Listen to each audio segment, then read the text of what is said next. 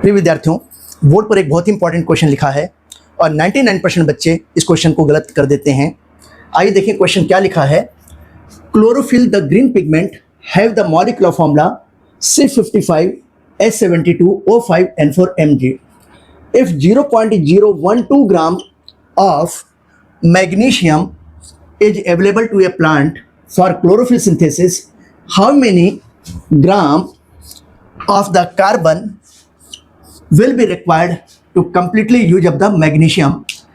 अगर यहाँ पे आप देखेंगे तो इसमें क्लोरोफिल का फॉर्मूला C55H72O5N4Mg दिया गया है।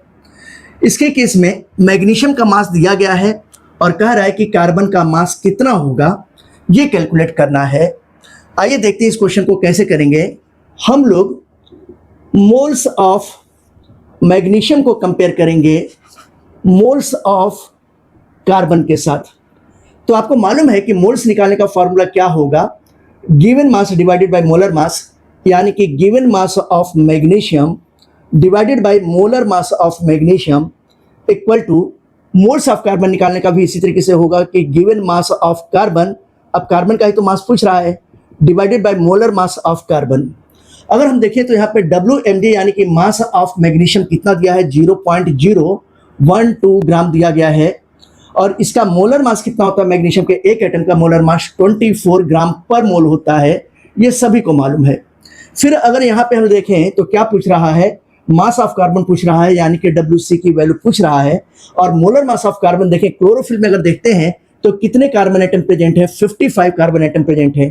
तो एक कार्बन एटम का एटॉमिक मास 12 होता है, तो 55 का कितना होगा, हम देखेंगे 55 इंटू 12 कर देंगे। अब अगर हम लोग मास ऑफ कार्बन निकालते हैं तो मास ऑफ कार्बन क्या होगा, 0.012 इंटू 55 इंटू 12 डिवाइडेड बाई कितना हो जाएगा, 24 हो गया। ये देखिए 12 टू जा 24 हो गया। जब इसको हम लोग सॉल्व करेंगे तो सॉल्व करने के बाद वैल्यू कितनी हो जाएगी, ये 0.33 ग्राम होगा। यही हमारा आंसर होगा। This is the correct answer. तो अगर गिवन ऑप्शंस के अकॉर्डिंग देखा जाए तो ऑप्शन नंबर फर्स्ट यानी कि 0.33 ग्राम यही करेक्ट आंसर है। उम्मीद करता हूं आपको समझ में आया होगा। Okay, thank you for watching.